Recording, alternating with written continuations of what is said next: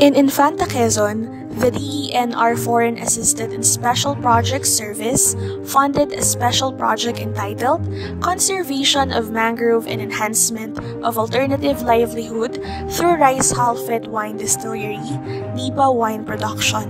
The project was implemented in 2018 to 2019.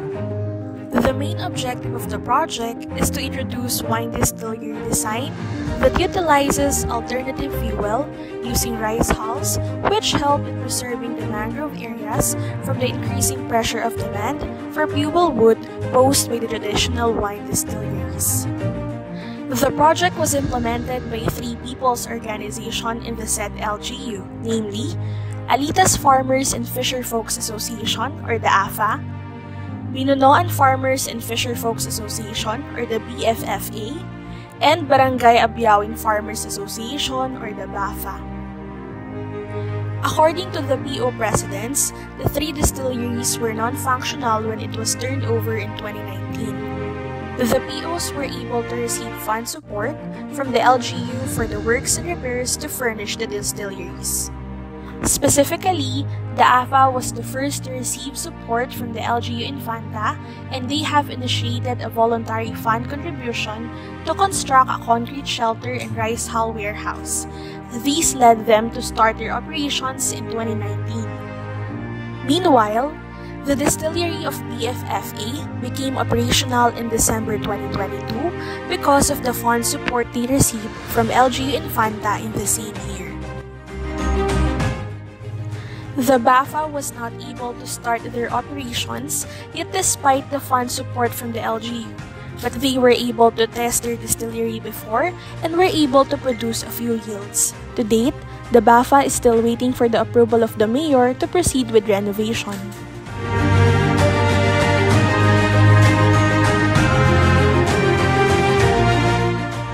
The three POs were able to observe the lessons learned, good practices, innovations, and success stories from the project.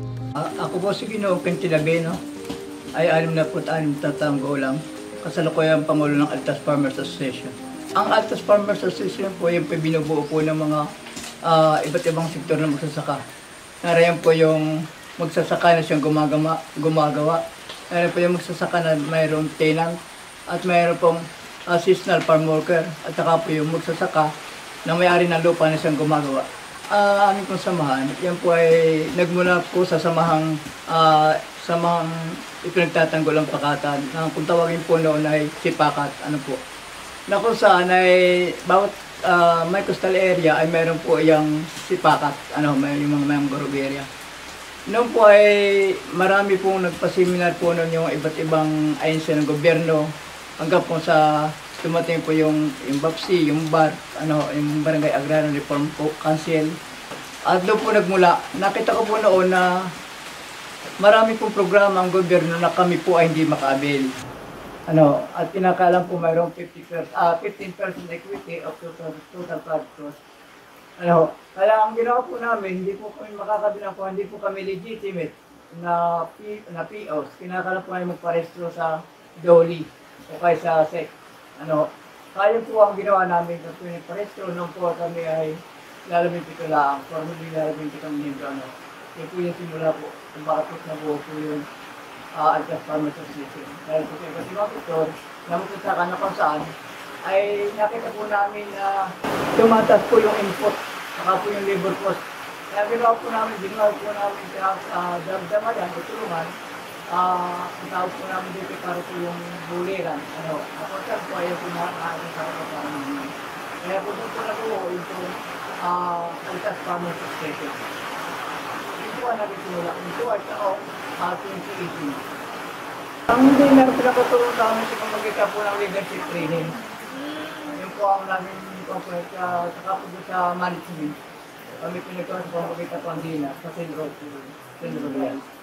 Dahil naman po, dahil ang ako sinabi ko kaya naman po, na kung saan, kami po yung walang sapat na pundo sa September para po na makakuha po kami ng makabid ng programa sa presyo ng gobyerno. Kaya ang ginawa po namin yun, kami po ay nag-apply. Tinatawag po natin ang akong programa ng DNR. Na kung saan kami pinakakuha ng 50 stars. cemetery po yun. Pagkatapos po noon, yung mga NDP, ano po yung nakakorek po ng NDP, ang plan, napunta ng kinita po namin, ay yung po ang naging daan, sa tinatag po natin parang stepness po namin, para po kami makakabit pa na iba pang proyekto sa programa po ng gobyerno, tulad po naman ng Department of Agriculture. Kaya po kami nakabit po ng machinery sa farm mechanization, ay dahil po rin doon po sa aming kinita na bayad po ng DNA sa aming mga sibling. Dapat, hindi lang titingnan ng magbibigay ng pondo ng gobyerno.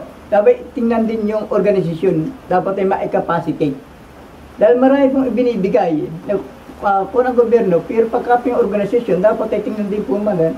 Dapat magkaroon ng organisasyon at tinatawag ko rin ay parang idadiagnose mo rin yung organisasyon, yung kapasidad ng isang po. Dahil pag wala po doon, ay nakikita po maski anong bigay ng gobyerno, ay hindi po magkakaigi dahil po unang-una ay hindi po nakakapacitate ito po mga organisasyong iba. Kaya payo ko sa kanila dapat ay malinaw, mayroon po silang sinusundan na roadmap, halimbawa yung masamahan na maipayo ko sa dahil pag wala silang roadmap na susundan, mahihirapan po sila na magtagumpay sa kanilang adhikain tungkol sa likod sa kayang pag-unlad ng bawat samahan.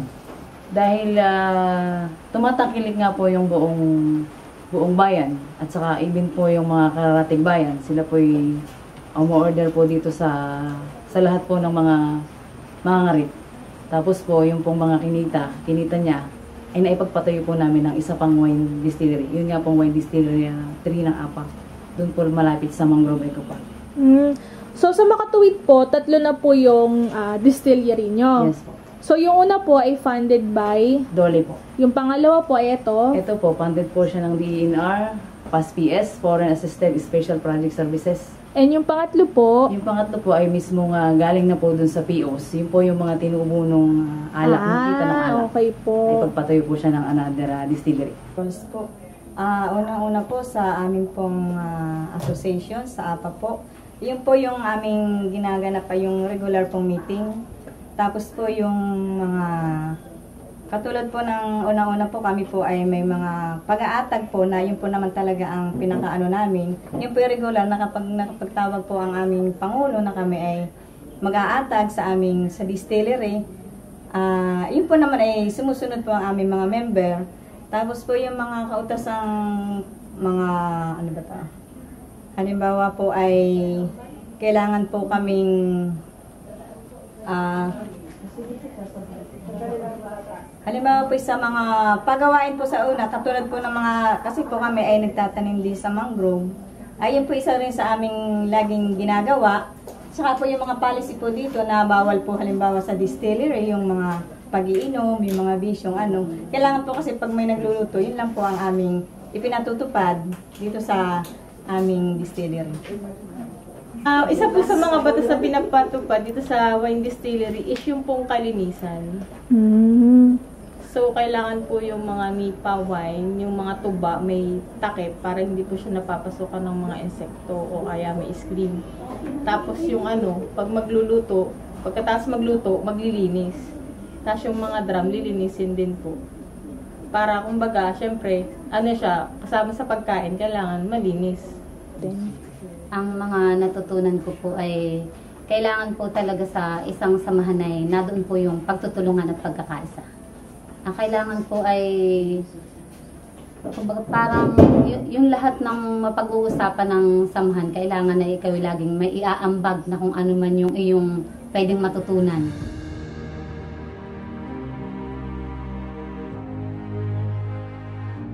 Ako po si Mr. Raul Bandola, taga Barangay Abyawin, taga Pangulo po ng BAPA, Barangay Abyawin Farmers Association, 52 years old.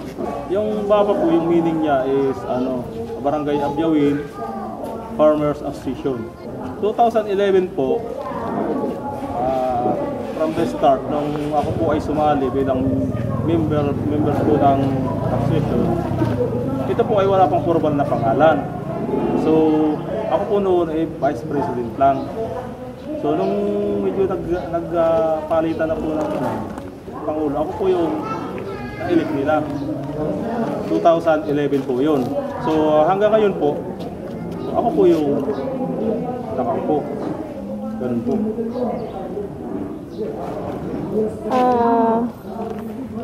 Maaari niyo po bang isalay sa amin yung proyektong inyong ginanapan po? Before. So, Yung history po. istorya na po. So sa proyekto po marami po. Isa na po doon yung mga request naming mga hand tractor, water pump, tapos dryer para sa rice. So hanggang ngayon naman po, active naman po sila. Maganda po yung naging input po sa amin ng mga project namin na yun. Bukod po doon sa hand tractor, mayroon pa po kami tawag ito, harvester na hanggang ngayon po ginagamit namin. So napakaganda po yung tulong po sa amin. Nung ipinresent po sa amin ng Department of Agriculture, sa munisipyo ng Infanta, ipinresent po sa amin project. So mayroon daw pondo ang DENR na ibinaba sa LGU ng Infanta. Yun po ay nakakahalaga ng nasa 400, hindi ako nagkakamali, 400,000 po yata per PO. So ang unang i-present po sa amin kasi niya, pag-produce lang kami ng lote na pagtatayuan namin, yung lahat po na yun sa kanila na lahat yun. Lahat po yun, container, shed, lahat na po halos. Basta ang i-produce lang namin, lote lang po. Yun po napakagandang presentation po sa amin. Kaya po kami natutuwa noon. Dahil una-una, wala na po kami problema sa budget. Yung sobra daw po doon sa pera, pwede pa namin ibili ng mga bote para in case na kami ay magkaroon ng mga finished product, meron na po kami paglalagyan. So, kaso po, dumating po yung mga dumating po yung taon, buwan, na bago po yung presentation nila. Ang nangyayari po, maghahanap kami ng bagong lote, tapos sila na po yung magmamalis ng pagpapatayo. Doon po yung nangyayari. Hanggang sa ang nangyayari po kasi noon, mayroon na po kayo yung kinausap na lote na ang nangyayari po uupahan po namin ng monthly. So ngayon, nung nalaman po ni Mayor na at kayo kailangan pa umupa ng lote, mayroon namang nabili ang barangay. So ang sa advice ni Mayor, ba't di na lang kayo humingi kay Kapitan ng space para doon na lang tayo yung wine distillery. Sa madaling sabi po, dilipat natin dito sa nabili ng barangay. So nagkataon po naman noon na ito po, na area na ito, wala pa po talaga yung tambak.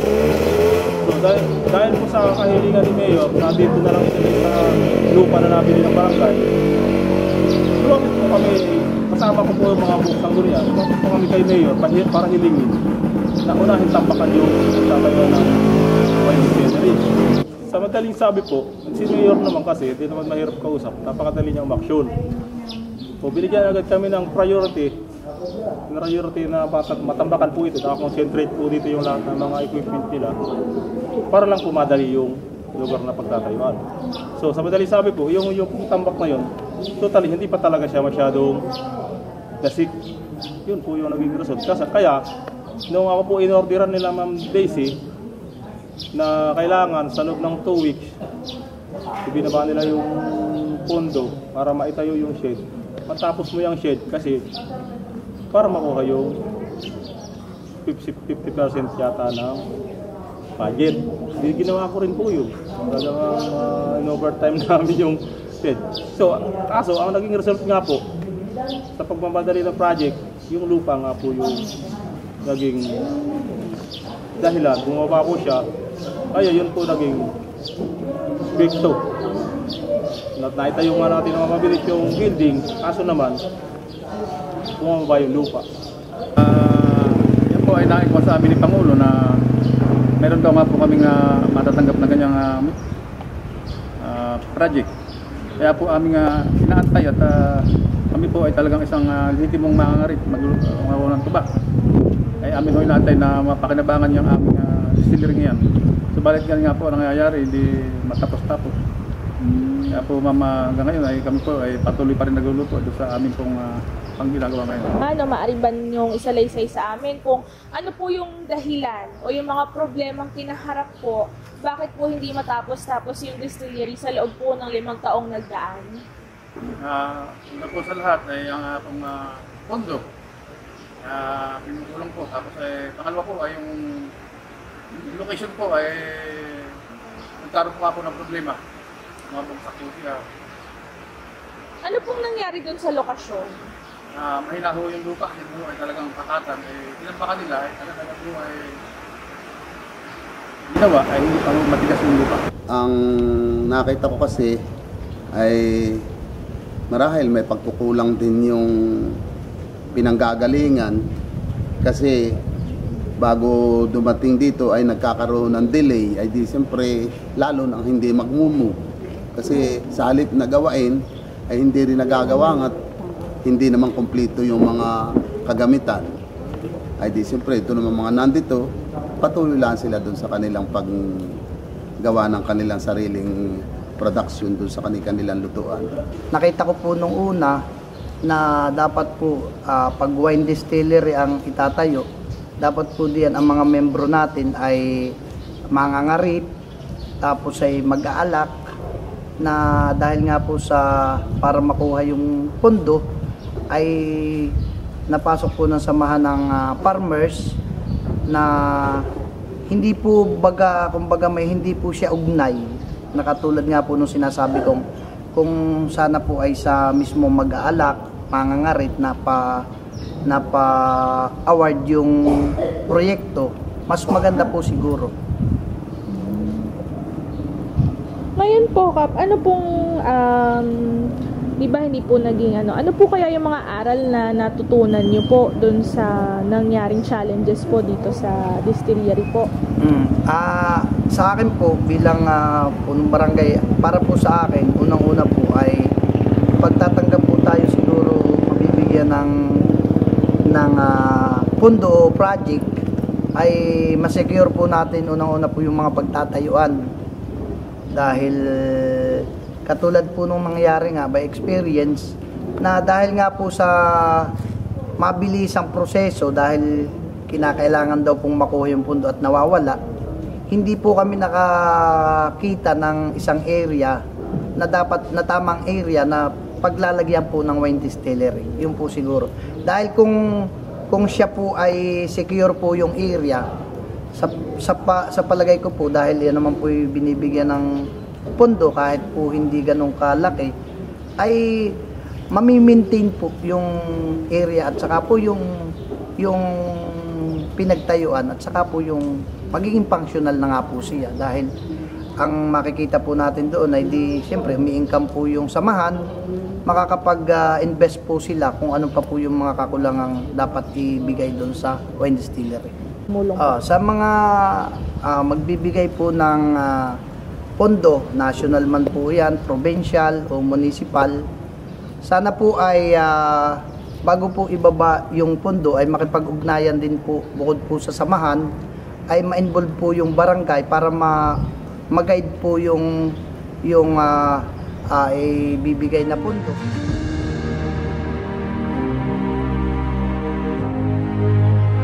Ako po si Ginang Resident na magdadala kasi ako ay dati yung ng samahan ng National Farmers Fisher Association.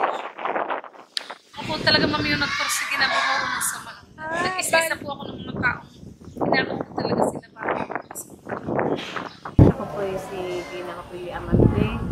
Ako po yung kasalukuyang kalihim ng samahan at tumutulong din po sa pagpapaunlad ng aming samahan. Bilang kalihim po ng samahan, ilang taon na po kayong miyembro? 2018 ako na yung kalihim. Bilang kalihim, ma'am, ano-ano po yung mga ginagawa po natin o ginagawang kalikunan? Bali, ma'am, ako yung nagtatala ng mga pag may assembly meeting, pag may regular na pagpupulong na itinatawag.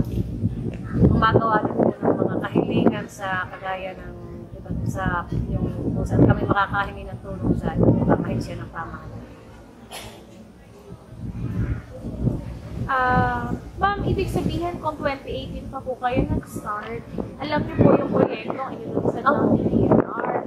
Maaari po ba kami makahingi ng salaysay sa inyo kung ano po nalalaman niyo tungkol sa proyekto? Opo, ma'am. Bali po nung mabuo namin yung aming samahan ay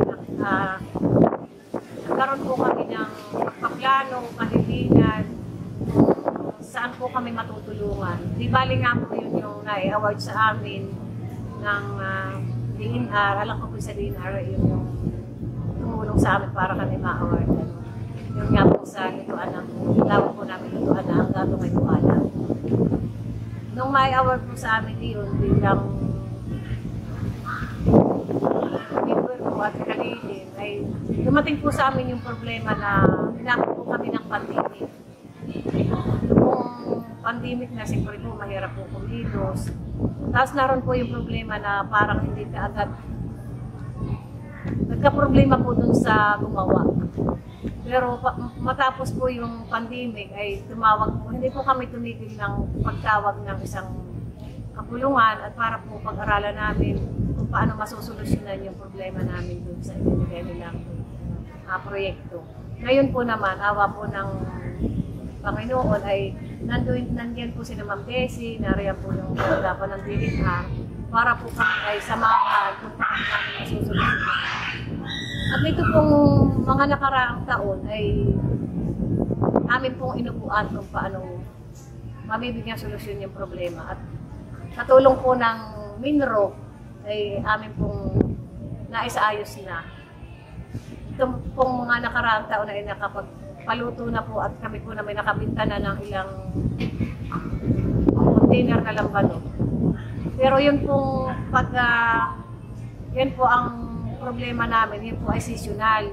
Seasonal po yung pag-harvest ng yung tinatawag na mga tuba sa sasakan.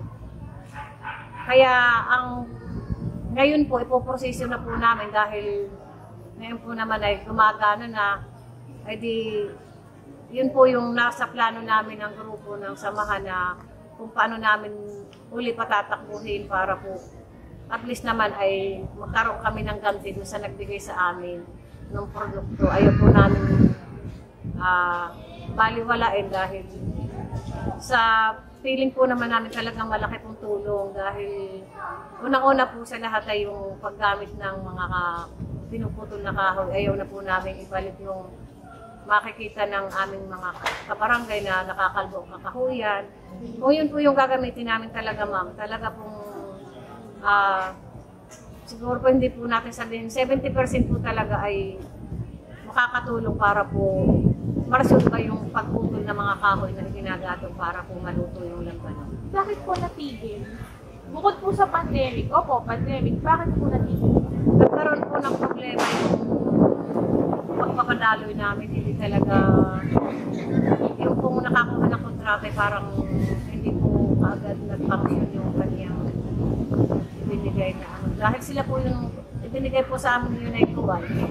Taturnover sana sa amin na yung talagang dapat ay yung maayos yung pagdaloy, mapapaglutuan talaga ng laman. Ay nagkaroon po ng kaunting problema. Eh naayos din po naman, sa tulong po ni Minro ay naayos din po naman yung problema namin tungkol.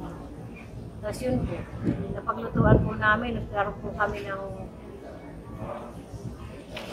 magkakaisa na mapaglutuan nga po. Nakabinta na po naman kami. Kami po may mga record na kami po na may nagkakaroon na nakita. Nalatak po sa amin proyekto yung lutuan ng EPA mga dayong minsan mga taga-may na ako sa kanilang taga-Laguna, pero yung dito ay dito din lang na mga taga rito di karamihan namin. Farmers Nutrition Workers Association. Siguro po kailangan din namin na hindi lang yung pagluluto yung matutukan. siguro po kailangan din namin para sa mga farmers po, kagaya po ng harvester or mga cultivator, para naman po yung isa namin side, yung iba namin kasama po sa grupo, ay mabigyan din po ng mapagkakakitaan dahil nakikita naman po ninyo dito ay mga kapakatanan, tapos dito po sa side namin ay mga palayan. So kung sa tingin ko ma'am, kung mabibigyan po kami ng pagkakataon na mga hindi pa ng iba pang machineries kagaya po ng harvester, yung mga farmers naman po namin ay mabibigyan din ng trabaho at topic na hanap buhay. Siguro po ganun.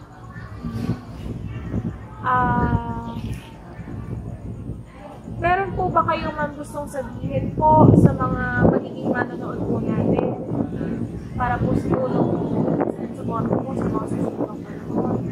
Siguro para sa mga member ay mas magkaisa kami at para po mas marinig yung boses namin kung kailangan namin magulong sa paglaban sa gobyerno para po mas maraming matulungan dun sa mga tutulong po sa amin na patuloy po kaming suportahan at pipilitin po namin na maging maayos at mapatakbo namin ang tama yung aming mga nais din na maibigay sa amin. Salamat po sa mga kagaya po nito na walang sawang tumutulong, mga baba, para kayo po yung maging tuloy namin, pagparinig po kami.